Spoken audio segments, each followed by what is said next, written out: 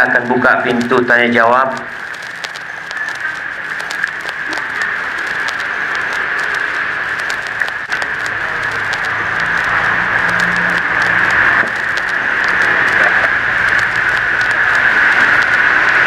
Bismillah. Assalamualaikum WRWB. Jangan disingkat. Doa itu jangan minta sama Allah masa amin. YR ya Rabbal Alamin disingkat apa? Amin YRB. Saya YRB atau minta sama Allah Subhanahu wa taala. Tulis yang lengkap warahmatullah wabarakatuh. Tadi Ustadz sempat menyinggung masalah warisan. Apakah wajib untuk kita di sini, saya anak, meminta hak waris untuk ibu saya? Untuk ibu saya. Karena keluarga ibu tidak memberi warisan yang seharusnya diberikan pada ibu saya. Waalaikumsalam WRWB. Ini tulisannya seperti ini, jemaah. Warahmatullahi wabarakatuh. Baik, kalau bicara warisan, itu hak kita. Jadi orang ketika meminta jangan malu. Karena antum meminta hak antum. Kalau kita minta-minta ngemis, itu kita minta uangnya orang. Momen kita lihat fulan ini pegang duitnya Ana datang, afwan, Ana minta fulus Ana. Maka kalau bicara warisan, silahkan mau minta. Kecuali ibu malas minta. Karena takut nanti ribut, akhirnya silaturahim putus. Ada ibu, enggak lah, nggak apa-apa lah, nanti Ana minta di akhirat. Ana akan sabar di dunia, daripada akhirnya mereka nanti nggak mau kenal sama Ana. Ada orang yang seperti itu. Tapi itu hak kita. Jadi ketika mau minta haknya, silahkan. Anak mau datang menjumpai pamannya dengan cara baik-baik, bertanya.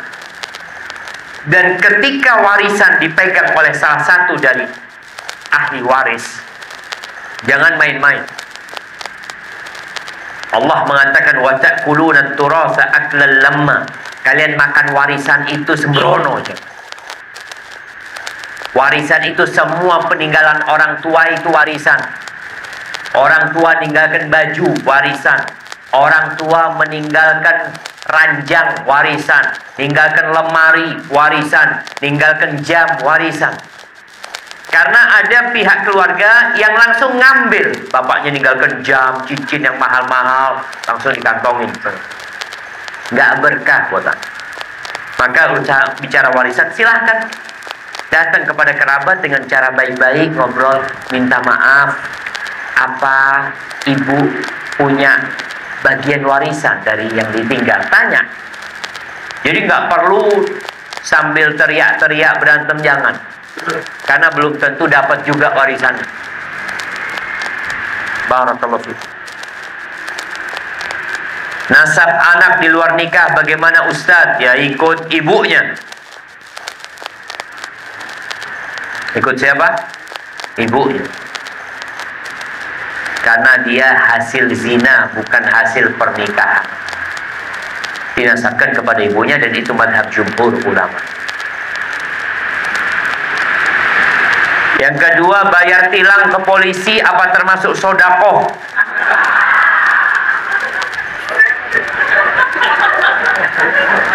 Apa ya jemaah? Sodakoh itu kepada fakir miskin. Ini polisi, masa antum sodakoh sama polisi?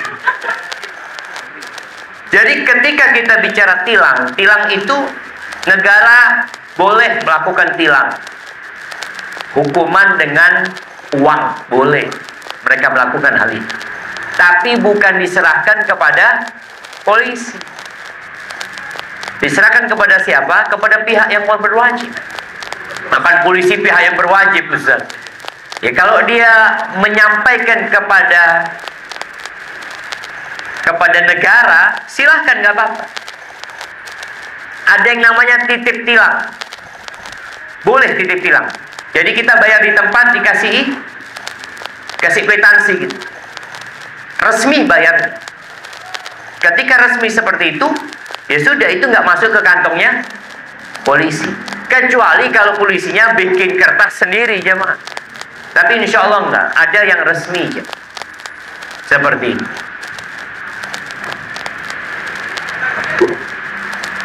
Nah, jadi kalau bicara bayar tilang ke polisi itu namanya nyogok, bukan sodakoh. Barakallahu fiik.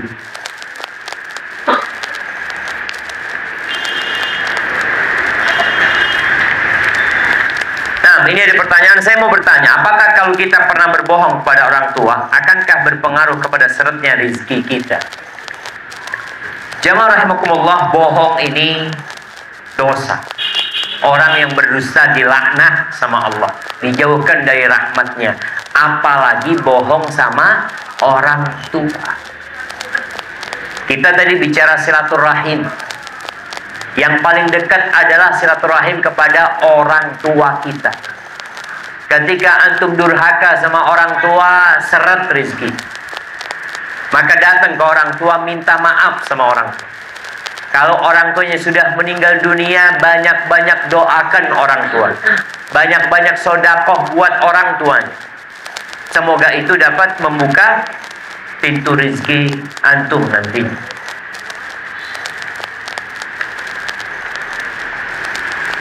Assalamualaikum Ustaz.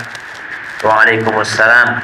Apa sebenarnya tugas suami dalam rumah tangga selain mencari nafkah? Dan bagaimana menggerakkan hati suami ketika dia begitu malas? Ini model-model kayak gini nih, ada perempuan yang salah pilih suami. Iya jemaah. Yang pertama, kalau bicara tugas suami, Allah Azza wa Jalla mengatakan, ya ayyuhalladzina amanu qu anfusakum wa ahlikum nar. Wahai orang-orang beriman, jagalah diri kalian dan keluarga kalian dari api neraka. Jadi tugas terbesar suami adalah menyelamatkan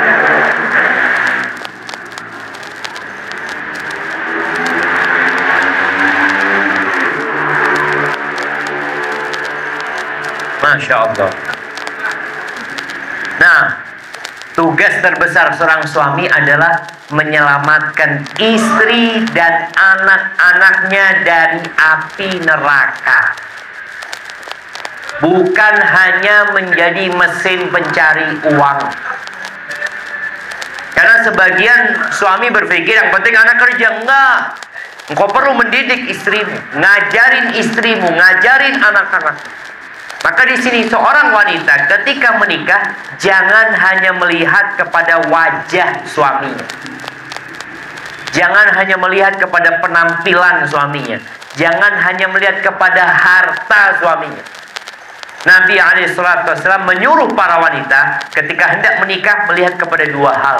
Yang pertama agama suami, yang kedua akhlak dan karakter suami. Kalau bicara agama, agama itu ada agama yang minimal. Minimal suaminya itu melaksanakan kewajiban, meninggalkan yang haram. Sholat paling enggak 5 waktu. Walaupun dia enggak sholat qobliyah, ba'diyah, yang penting 5 waktu alhamdulillah. Puasa Ramadan, ini Ustaz laki anak, ini Ustaz ya Allah diajak puasa Senin Kemis enggak pernah mau. Yang penting dia puasa Ramadan alhamdulillah. Jadi ada batas minimal. Orang ini sekarang suka yang minimalis ya. Ya sudah, kalau mau cari suami yang minimalis gak apa-apa. Secara agama dia melaksanakan kewajiban, meninggalkan yang haram. Akhlaknya Masya Allah, paling tidak ada 4 akhlak yang mulia. Ini paling tidak. Yang pertama, cari suami yang pemberani. Yang kedua, cari suami yang dermawan, yang royal sama fulus. Yang ketiga, cari suami yang afif, yang menjaga kehormatan diri, nggak suka neko-neko. Yang keempat, cari suami yang penyabar.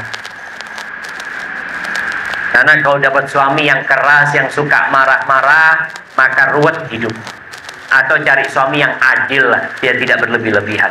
Maka kalau seorang perempuan dapat suami yang nggak benar, coba dia istighfar, dia tobat. Mungkin dia yang memilih suami salah, udah dikasih.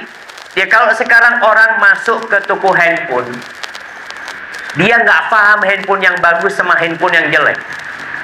Pulang dapat handphone bosok. Yang disalahkan siapa?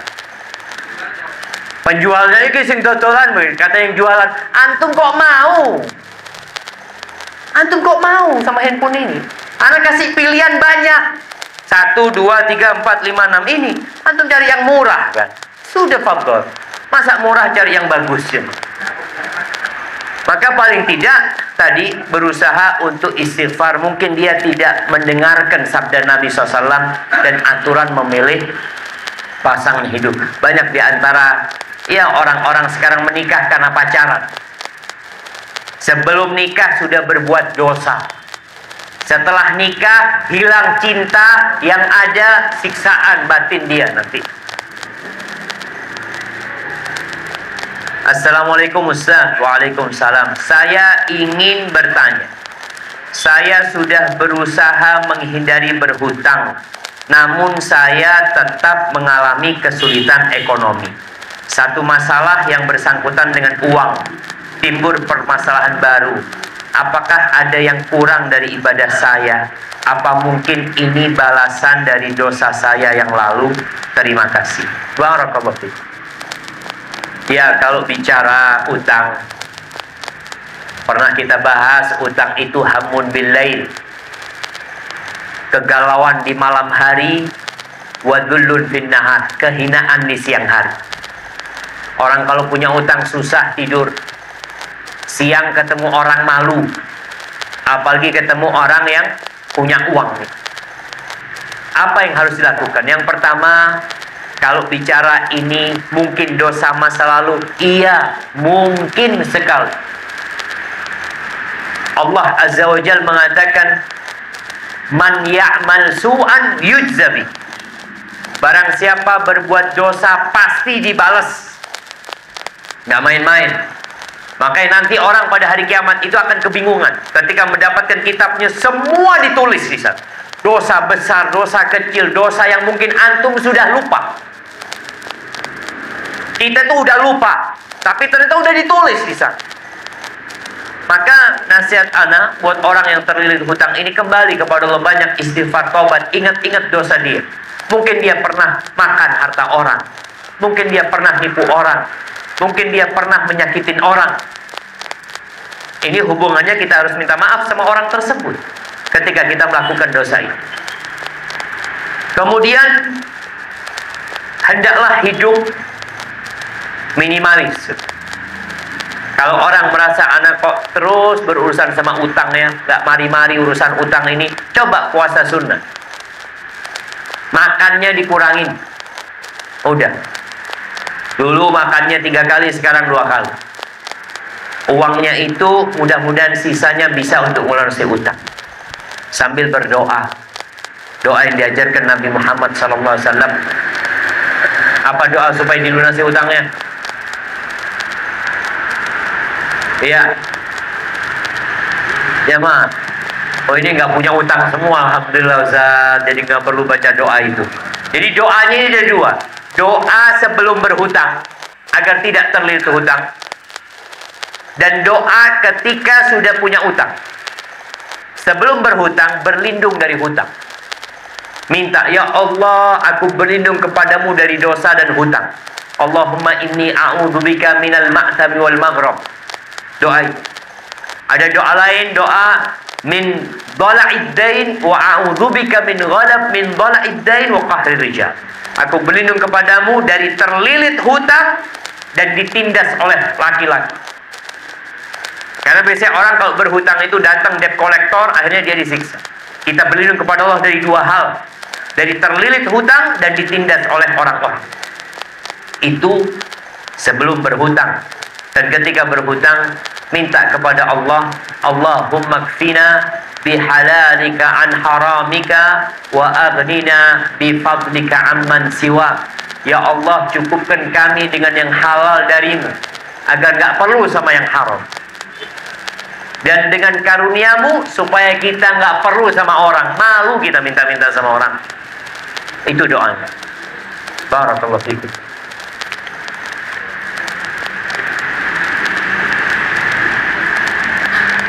Ustaz, bagaimana hukumnya melaksanakan umroh atau haji tapi kita masih mempunyai hutang? Bagaimana bila kita wafat di saat umroh dan haji tapi masih ada hutang? Jamaah ingat, orang kalau mati syahid, mati di medan perang, itu akan diampuni semua dosanya kecuali hutang. Gak akan diampuni. Mati syahid, orang itu tidak akan masuk surga kalau masih punya utang. Bagaimana dengan yang umroh ini? Kalau orang berangkat umroh masih punya utang, maka dia harus punya jaminan untuk melunasi hutang. Umpamanya, Ana punya utang 20 juta, tapi alhamdulillah rumah Ana ini dihargai 100 juta. Kalau mati, warisan kan nggak bisa dibagi kecuali utang dilunasi. Nggak apa-apa, silakan berangkat haji. Jadi orang itu punya uang atau punya aset yang cukup untuk melunasi hutang. Coba. Tapi kalau nggak punya, ya antum akan tetap menanggung hutang tersebut. Jadi kadang-kadang ada bertanya, Ustaz, boleh nggak orang berangkat haji dia masih punya utang? Boleh, dengan catatan dia punya aset yang bisa untuk melunasi hutang. Karena kita tahu warisan, kata Allah, min ba'di wasiyatin yusa biha au dain. Pembagian warisan itu setelah utang dibayarkan dan wasiat ditunaikan. Hada wallahu a'lam bissawab. Saya ingin bertanya, apakah menginginkan hal yang mungkin tidak diridhai oleh Allah SWT? Jangan disingkat, tulis subhanahu wa ta'ala. Dapat mempengaruhi rizki yang kita akan dapat, dalam artian hal yang dimiliki orang lain. Terima kasih. Apa maksudnya? Menginginkan suami orang, menginginkan ini dikatakan yang mungkin tidak diridhai oleh Allah Subhanahu wa ta'ala. Kita tahu kita nggak boleh berdoa minta yang isi permohonan itu dosa. Yang pertama, kalau kita tahu fulan itu Masya Allah punya istri yang cantik, nggak boleh kita mendoakan supaya dia bercerai. Oh, kok boyu-boyu jamaah? Karena dia nunggu jandanya, atau supaya mati suaminya. Jangan. Maka antum tahu Allah yang memberikan nikmat kepada orang. Kalau antum ingin nikmat yang ada pada diri orang itu, mintanya sama siapa? Sama Allah. Ya Allah, aku minta seperti yang kau berikan kepada fulan. Tapi bukan berarti kita minta rizki itu hilang dari fulan. Tetap rizkinya ada pada fulan. Kita nggak iri, kita nggak dengki, kita minta sama Allah Azza wa Jalla. Maka jangan sampai kita tadi menginginkan sesuatu yang dalam agama nggak boleh gitu. Tapi kalau seorang wanita umpamanya dia ingin menjadi istrinya fulan, istri keduanya, istri ketiganya, istri keempatnya, itu boleh. Karena permintaan itu halal. Tapi jangan sampai dia ingin menjadi istrinya fulan, tapi fulan menceraikan istrinya yang pertama. Itu nggak boleh. Itu perbuatan dosa. Nah, apakah sholat duha dan membaca surat Al-Waqi'ah itu termasuk pintu rizki? Nah, berkaitan dengan surat Al-Waqi'ah pertama. Surat Al-Waqi'ah ini salah satu surat di dalam Al-Quranul Karim yang isinya tentang hari kiamat. Jadi ketika antum baca surat Al-Waqi'ah, hendaklah menghayati isinya, bukan mikirin dunia. Ini bicara kiamat, antum anak kepingin duit ya, oke. Ini kiamat yang dibicarakan. Memang ada hadis yang menjelaskan bahwasanya siapa yang selalu membaca surat Al-Waqiah, insya Allah dijauhkan dari kefakiran. Tapi hadis itu lemah. Namun bukan menghalangi kita untuk baca surat Al-Waqiah. Baca surat Al-Waqiah. Kalau antum baca surat Al-Waqiah, insya Allah dijauhkan dari kefakiran. Kenapa? Karena antum melihat, ya Allah, ono apa mikirin dunia ini? Idza waqa'atil waqi'ah laisa liwaqa'atiha kadhiba khafidatur rafi'ah. Kita coba hayatin tuh satu persatu ayat, insya Allah antum nggak akan ditimpa kefakiran. Tapi kalau cuma baca supaya rezekinya lancar tanpa memaknai dan memahaminya, maka ketahuilah Quran diturunkan untuk diamalkan dalam kehidupan ini. Adapun sholat duha, iya, nanti kita akan bahas sebenarnya. Rasulullah SAW mengatakan, Allah berfirman, ya ibna Adam, irka'li fi awalin nahar akfika akhirat. Wahai anak Adam, rukuklah engkau di awal siang 2 rakaat. Aku akan cukupin kau sampai akhir. Jadi ketika orang itu sholat duha, insya Allah dicukupi sama Allah Azza wa Jalla. Ada doa setelah sholat duha. Allahumma inna duha'a duha'uka wal baha'a baha'uka. Ingat, doa ini bukan dari Nabi Muhammad SAW. Jadi ketika orang mau berdoa, jangan sampai dia meyakini doa itu dari Nabi Muhammad SAW. Itu doa bikinan. Tapi kita mau berdoa, silahkan berdoa minta sama Allah SWT dengan doa apa saja. Tapi kalau bisa, doa yang diajarkan oleh Nabi Muhammad SAW. Barakallahu fiik. Apakah zalim dengan rizki orang bisa membuat rizki kita menjadi sulit? Mentang-mentang kita punya kuasa dan jabatan. Paham coba? Anda bacakan lagi, antum pahami. Apakah zalim dengan rizki orang bisa membuat rizki kita menjadi sulit? Mentang-mentang kita punya kuasa dan jabatan. Mungkin maksudnya, orang penguasa itu apakah dikatakan dia zalim ketika dengan kekuasaannya dia mempersulit kita?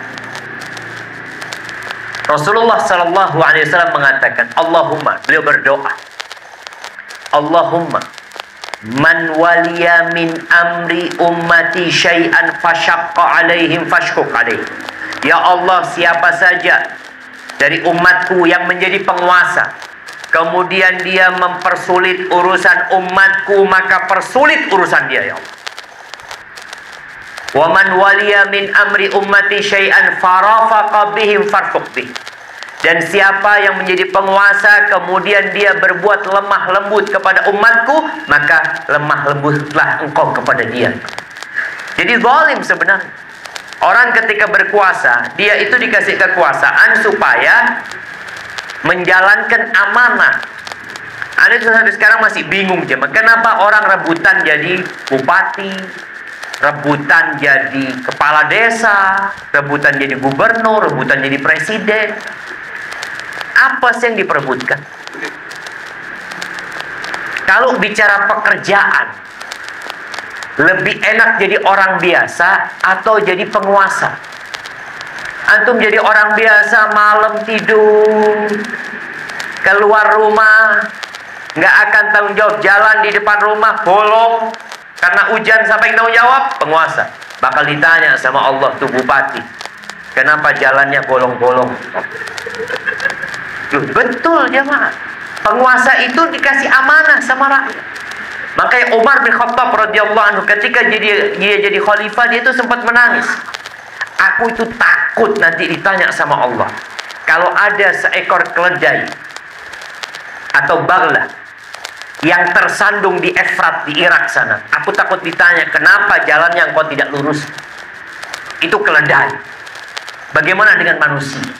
Karena itu amanah. Makanya Anda berpikir, kenapa kau rebutan? Allahu a'lam. Ambisi kadangkala manusia untuk berebut. Jadi ketika menjadi penguasa, ingat, kekuasaan itu amanah. Engkau akan ditanya sama Allah Subhanahu wa taala. Barakallahu fikum. Nah, silakan. Dalam artian di sini saya nanti setelah saya gajian nanti kita makan bareng. Tapi yang saya ajak itu uangnya pakai hasil hutang yang ke orang tersebut. Uangnya dia? Iya. Tapi di lain hari nanti uangnya ada usah dia itu pakai uangmu yang hasil hutang. Nah, siap. Barakallahu fikum. Waalaikumsalam warahmatullahi wabarakatuh. Jamaah paham sekarang kan? Ya, itu temennya ada di sini. Oh, di tempat lain ya. Baik, yang pertama, ketika kita berhutang sama orang, ada syarat. Orang kalau berhutang itu syaratnya harus niat mengembalikan. Kalau kita berhutang tapi kita niat tidak mengembalikan, maka kita terhitung mencuri. Idza man akhadha amwalan nas yuridu adaha. Barang siapa yang ngambil hartanya orang tapi dalam hatinya dia nggak mau mengembalikan, laki Allah yaumal qiyamah sariqan. Dia akan berjumpa dengan Allah pada hari kiamat seperti orang yang mencuri. Hukumnya pencuri dia, karena dia niatnya nggak mau bayar. Jadi ketika antum ngambil uang dia dengan niat tidak mau membayar, maka itu sudah dosa. Tapi gimana Ustaz? Dia ini bakhil Ustaz, pelit. Ya urusan dia sama Allah. Nggak perlu antum berinisiatif untuk keluarkan. Iya, jangan sampai jadi Robin Hood. Robin Hood itu ngambil uangnya orang kaya diberikan kepada fakir miskin. Itu masih ada baiknya karena dikasih orang miskin. Ini antum makan sendiri. Jadi kalau Robin Hood kan masih dibagikan kepada fakir miskin. Kalau ini antum ngambil mau dimakan sendiri, maka nggak boleh. Jadi tetap ketika antum kepingin uang dia keluar, antum kasih nasihat ya. Antum sampaikan kepada dia, Mas ini loh, ada fakir miskin yang perlu kita bantu, ada orang yang sakit, sinilah uang antum keluarkan, kesian dia. Antum nanti digantiin insya Allah sama Allah. Seperti itu. Barakallahu fikum. Kasih hadiah.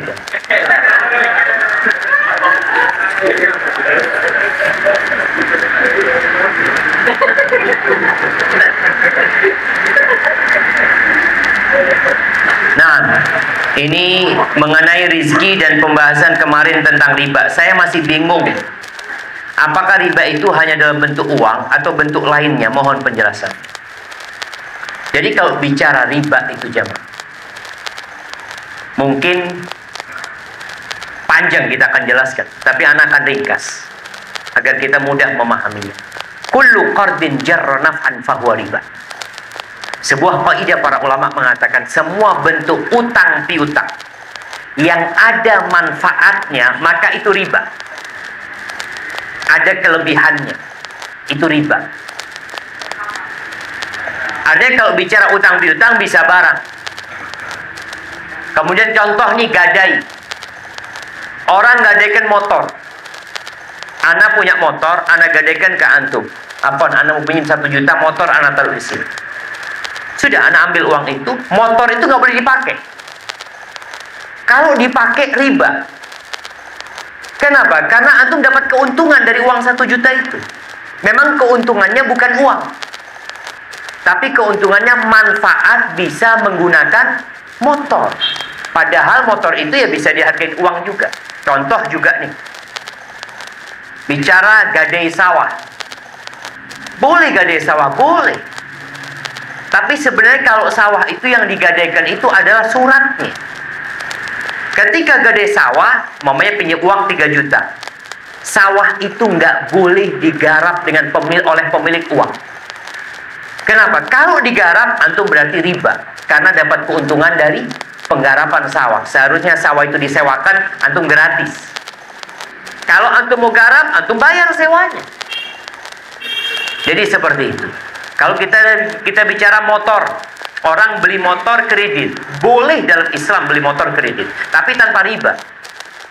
Artinya Anda beli motor, mau sama antum katakan, Ustaz kalau mau beli ini motor 2 juta Ustaz, kalau kredit 3 juta. Baik, sudah. Anda bayar 3 juta. Tapi ingat, tidak ada orang lain, orang ketiga yang bayarin kita 2 juta, kemudian kita seakan-akan utang uang 2 juta, bayar 3 juta ke orang itu. Jadi kita bayarnya itu kepada pemilik barang. Memang hutang kepada pemilik barang. Tapi kalau kita beli barang sama fulan, nyicilnya sama fulan, berarti fulan ini bayarin uang, kemudian kita nyicil uang sama dia. Jadi bukan jual beli sebenarnya, utang piutang. Mungkin seperti itu. Baik jemaah, Anda rasa cukup. InsyaAllah kita lanjutkan pada pertemuan yang akan datang. Kita memohon kepada Allah Azza wa Jalla nih, urusan COVID-19 yang membuat ekonomi juga seret, yang membuat sebagian orang hidup dalam kesusahan dan kesulitan, dan membuat negara kita juga kebingungan. Maka berdoalah, memohon kepada Allah Azza wa Jalla untuk keselamatan diri kita dan keselamatan keluarga kita dan keselamatan negeri kita. Allahumma lakal hamdu kulluh wa lakal syukru kulluh wa ilaika yurja'ul amru kulluh. Allahumma inna nas'alukal afwa wal afiyah fid dunya wal akhirah. Allahumma inna nas'alukal afwa wal afiyah fi dini wa dunyaya wa ahli wa mali. Allahumma astur awrati wa amin rawati. Allahumma ihfad min bayni aydina wa an aymanina wa an syama'ilina wa min fawqina wa na'udzu bika an nughtala min tahtina. Rabbana zalamna anfusana wa illam taghfir lana wa tarhamna lanakunanna minal khasirin. Allahumma adfa' 'anna al-bala' wal waba' wal mihan والزلازل يا رب العالمين. اللهم أصلح ولي أمرنا وولاة أمور المسلمين. ربنا آتنا في الدنيا حسنة وفي الآخرة حسنة وقنا عذاب النار. وسبحان ربك رب العزة عما يصفون وسلام على المرسلين والحمد لله رب العالمين. والسلام عليكم ورحمة الله وبركاته.